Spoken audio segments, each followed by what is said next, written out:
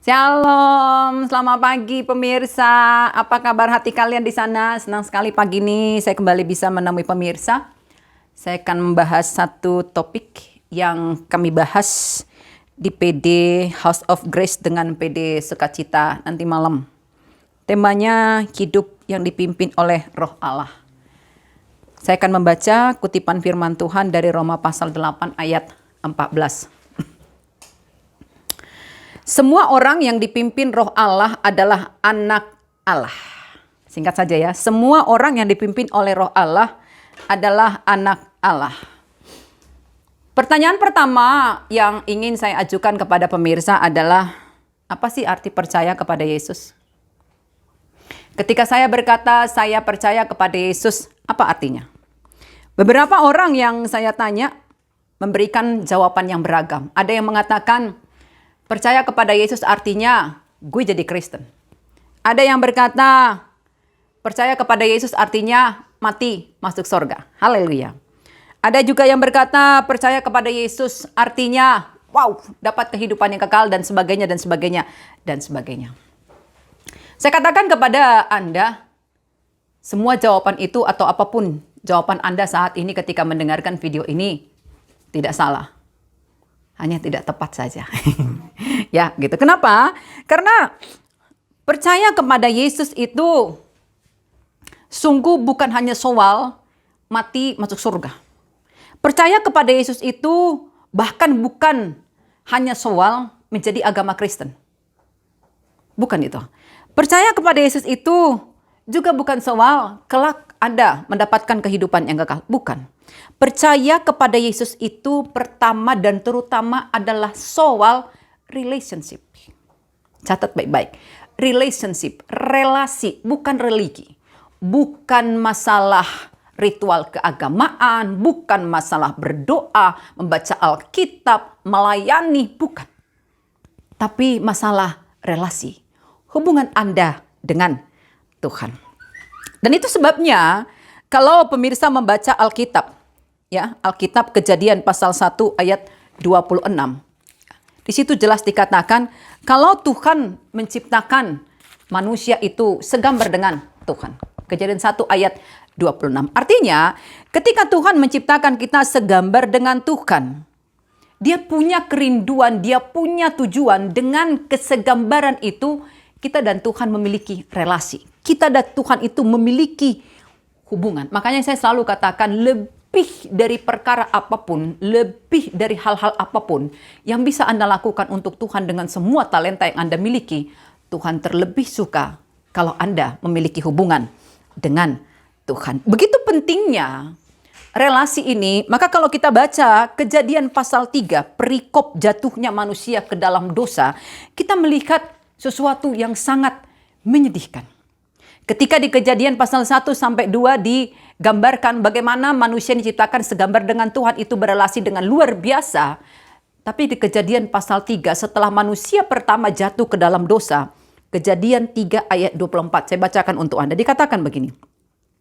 Ia menghalau manusia itu dan di sebelah timur Taman Eden ditempatkannya beberapa kerub dengan pedang yang bernyala-nyala dan menyambar-nyambar untuk menjaga jalan ke pohon kehidupan. Apa yang Anda lihat dari situ?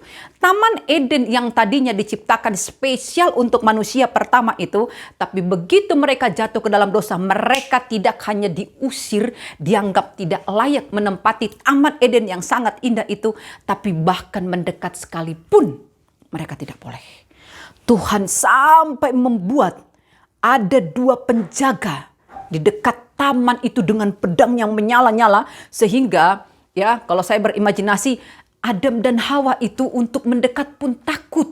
Karena ada pedang yang menyala-nyala. Saking jijiknya Tuhan dengan dosa dan pelanggaran yang mereka lakukan. Ya, jadi kalau di bahasa zaman now ya, Tuhan itu berkata seperti ini kepada manusia, lo gue kelar. Seperti itu, pemirsa. Maka kalau Anda membaca Alkitab secara keseluruhan dari perjanjian lama sampai perjanjian baru, Anda akan temukan tampilan Tuhan di perjanjian lama itu teramat sangat berbeda dengan tampilan Tuhan di perjanjian baru. Tuhan di perjanjian lama itu digambarkan sebagai Tuhan yang sangat jauh, sangat asing, bahkan sangat kejam. Begitu dia mengatakan habiskan, semut pun tidak boleh hidup. Luar biasa ya. Tetapi di perjanjian baru, tampilan Tuhan itu digambarkan dengan sangat-sangat bertolak belakang dengan perjanjian lama. Karena di perjanjian baru kita melihat Tuhan itu sangat dekat, bahkan teramat sangat dekat, tidak asing, karena dia menjadi sama dengan manusia. Dan yang lebih luar biasa apa? Tuhan itu penuh. Penuh kasih. Itu tampilannya di perjanjian baru. Ya. Dari hal itu kita bisa paham, ya, kebenaran yang pertama, Tuhan sungguh-sungguh tidak pernah mau kompromi dengan dosa. Sama sekali tidak. Dosa sangat-sangat dia benci, tetapi kita sangat-sangat dia kasihi. Amin, amin, amin. Buktinya mana?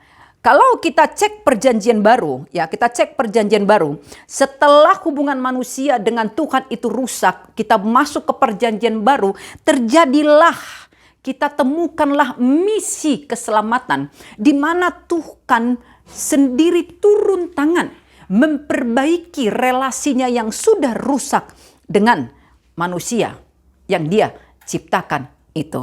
Kolose pasal 1 ayat 20 mengatakan seperti ini pemirsa. Dan oleh dialah ia memperdamaikan segala sesuatu dengan dirinya. Oleh dialah maksudnya, oleh Yesus Kristus. Baik yang ada di bumi maupun yang ada di sorga. Sesudah ia mengadakan pendamaian oleh darah salib Kristus.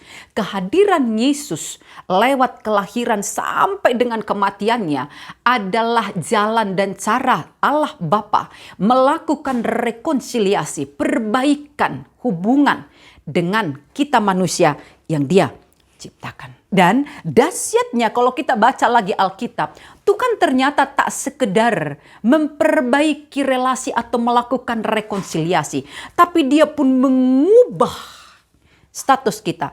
Kita yang tadinya sudah menjadi budak dosa, diubah statusnya.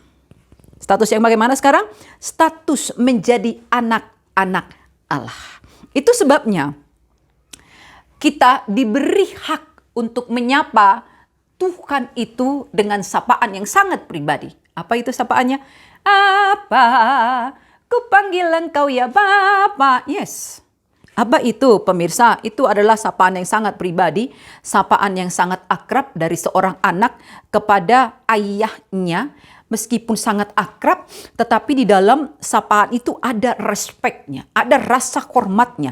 Dan lebih dari itu, di dalam sapaan Abbah, ketika seorang anak memanggil ayahnya dengan Abbah, di situ ada kasih, ada relasi yang luar biasa. Dan biasanya kata inilah kata yang pertama dipelajari seorang anak ketika dia belajar berbicara. Dan Alkitab membuktikan, menunjukkan kalau Yesuslah pribadi pertama yang memakai kata Abba ini, dan ketika dia memakai kata Abba ini untuk menyapa Allah Bapanya, kemudian dia mengizinkan, dia memberikan kuasa kepada murid-muridnya dan kepada kita untuk juga memanggil Allah Bapa itu dengan Abba.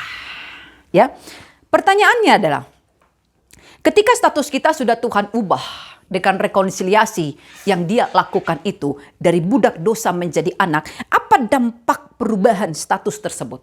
Apa dampaknya bagi Anda? Ketika dulu Anda adalah budak dosa dan kemudian Tuhan memperbaharui relasinya dengan Anda, melakukan rekonsiliasi dengan Anda, lalu kemudian mengangkat Anda menjadi anaknya, mengubah status Anda dari budak dosa menjadi anak Tuhan, apa dampak dari perubahan status itu buat Anda? Buat saya pribadi, perubahan identitas itu menjadi sebuah pondasi yang kokoh. Pondasi yang kokoh untuk saya melihat dan memandang diri saya. Dan juga pondasi yang kokoh untuk saya boleh melihat dunia ini dan juga memandang dunia ini memandang sesama saya. Yes, artinya seperti ini. Ketika status saya diubah oleh Tuhan dari budak dosa menjadi anak Tuhan, saya memiliki nilai yang tinggi untuk diri saya. Maka buat saya menjadi tidak penting, bahkan menjadi sangat tidak penting, apa kata orang tentang Pendeta Marietta. Karena yang mau saya pegang, yang mau saya hidupi adalah apa kata Tuhan tentang saya. Saya ini anak Tuhan. Maka apapun pendapat orang tentang saya mau pegang apa kata Tuhan. Jadi kalau Anda lulus sekolah minggu, Anda pasti pernah mendengar lagu, dunia boleh katakan aku tak berarti, dunia boleh katakan aku bukan siapa-siapa, tapi ku hanya mau dengar apa kata Yesus. Apa kata Yesus? Ku istimewa. Yes. Seperti itulah saya memandang diri saya. Saya menetapkan value atau nilai untuk diri saya itu dengan sangat tinggi. Bukan untuk sombong atau karena sombong, bukan. Tapi karena saya menghidupi bagaimana Tuhan memandang saya, maka saya pun memberi nilai yang tinggi untuk diri saya. Maka kalau orang menghina saya, atau memfitnah, atau mengkritik, atau apapun itu yang bersifat negatif, itu sama sekali tidak mengurangi nilai diri saya. Saya tidak menggalau dengan hal itu. Oke? Ya, maka dengan demikian, nggak ada minder, nggak ada rendah diri. Yang ada apa? Percaya diri dengan damai. Itu dampaknya buat saya. Dan ketika saya memandang diri saya dengan nilai yang tinggi, dengan berharga, saya juga mengasihi diri saya, itu pasti akan menolong saya memandang orang lain. Saya pun belajar memandang orang lain dan sekitar saya itu juga dengan keberhargaan, juga dengan nilai yang tinggi. Jadi karena nilai saya tinggi, saya pun tidak mau merendahkan orang lain. Nah, itu dampaknya, saudara. Bagaimana dengan Anda? Pertanyaan yang berikutnya adalah, ya banyak kita pertanyaan hari ini. Ya, apakah semua orang Kristen itu adalah anak Allah? Menurut Anda bagaimana? Apakah semua orang Kristen itu adalah anak Allah? Oke, kita baca dulu ayat kita yang tadi itu, pemirsa ya. Dikatakan seperti ini.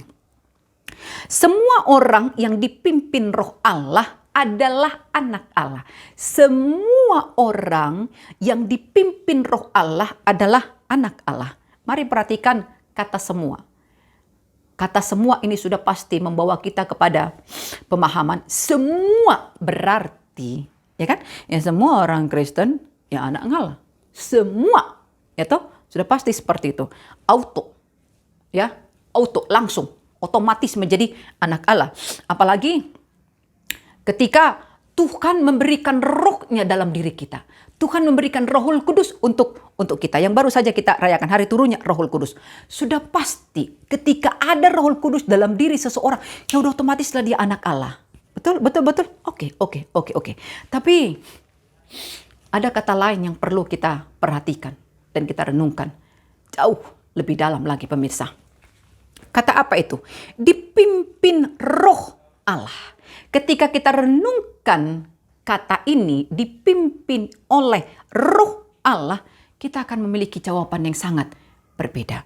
Kata dipimpin itu dalam bahasa Yunani, pemirsa, adalah kata agontai. Dari kata dasar ago, ya, yang dapat diartikan sebagai I lead away.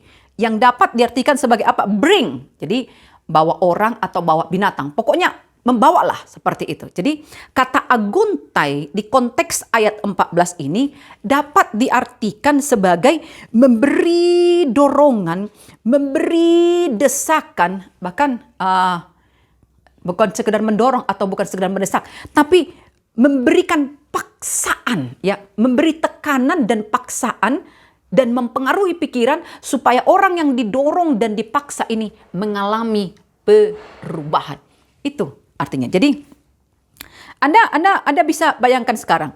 Jadi kalau saya memberi diri saya dipimpin oleh Roh Tuhan, maka Roh Tuhan itu akan mendorong, menekan, memaksa saya untuk pindah dari posisi ini ke sini.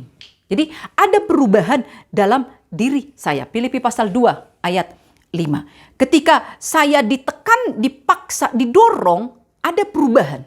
dalam diri saya. Saya bukan lagi diri saya yang lama, tapi menjadi diri yang baru karena pikiran Kristus yang sudah menguasai saya.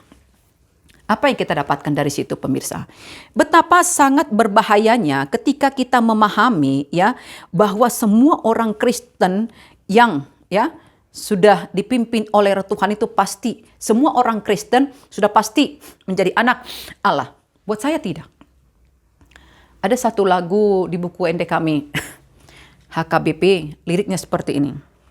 Suarani tondini tuhatai, jujur di lausi ditulakoi. Terjemahannya seperti ini, pemirsa. Suara Roh Kudus sering engkau tolak, sering engkau abaikan. Ada Roh Tuhan dalam diri saya, haleluya, amin. Tetapi terlalu sering suara Roh Tuhan itu, Roh Kudus Tuhan itu saya abaikan, ya. Saya tolak. Saya pengennya ke kanan, lalu Roh Kudus bilang, enggak benar itu ke kiri. Alah, sudahlah, ke kanan saja. Lalu, bisakah saya mengklaim saya anak Tuhan ketika saya tidak memberi diri saya dipimpin oleh Roh Tuhan? Sama halnya dengan, saya punya anak nih, Yoyo, Oci, dan Ocha. Itu anak kandung saya.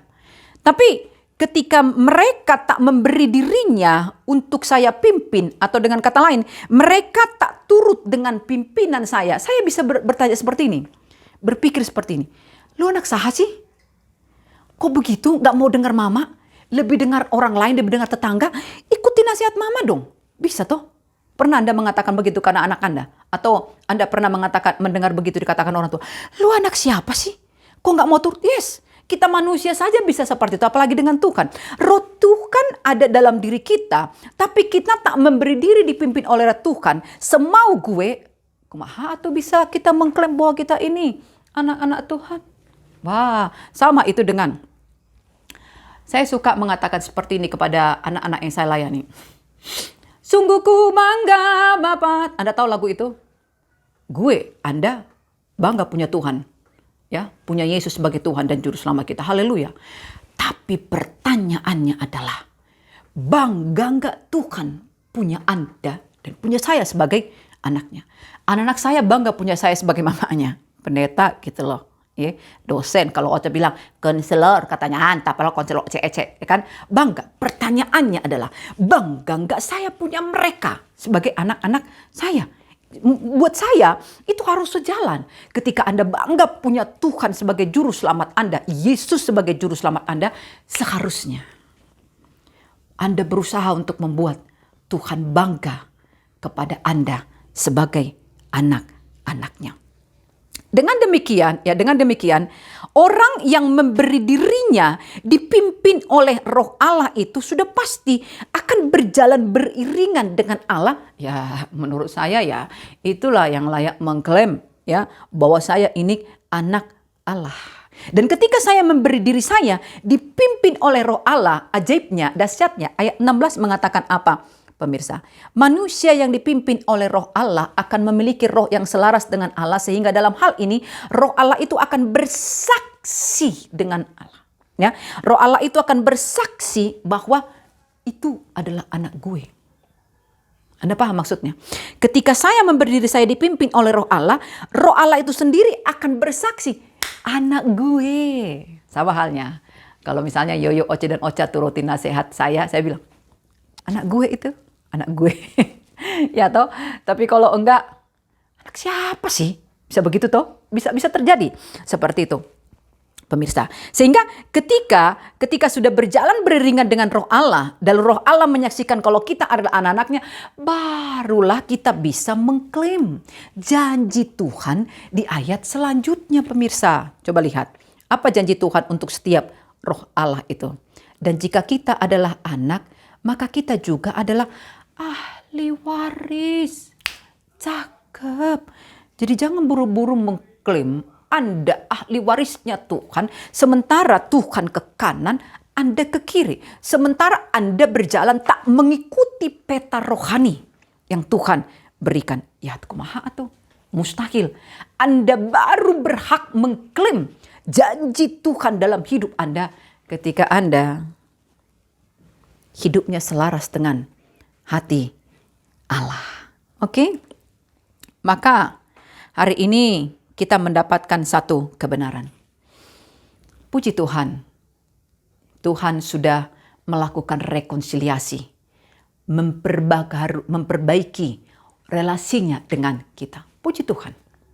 Kita diberi hidup yang baru, kita diberi kesempatan lebih dari 2 kali, lebih dari 3 kali. Luar biasa efek dari rekonsiliasi itu.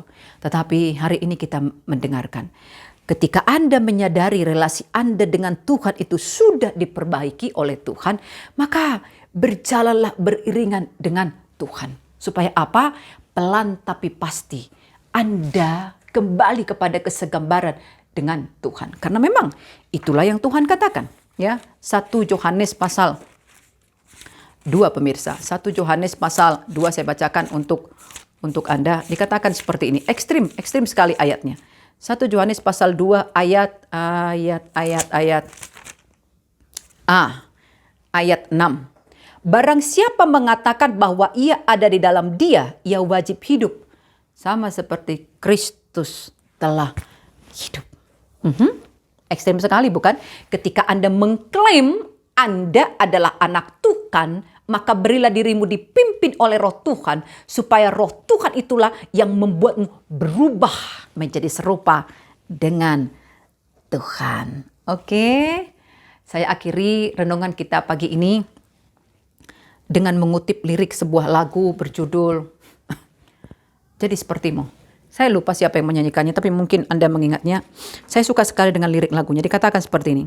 Bapa kau setia, takkan meninggalkan, dan ku percaya Engkau milikku dan ku milikmu. Kerinduanku tinggikan namamu, karena ku tahu Engkau dalamku dan ku dalammu. Ubah hatiku seperti hatimu, setulus salibmu, kasih-Mu Tuhan. Biar mataku seperti mata-Mu, pancarkan kasih-Mu. Ku mau jadi seperti-Mu. Semua orang yang dipimpin oleh Roh Allah adalah anak Allah. Maka mari beri dirimu dipimpin oleh Roh Allah supaya kau betul-betul menjadi anak-anak Allah. Salam sehat pemirsa, tetap happy, Mekel Mahita, semangat dan uhuy.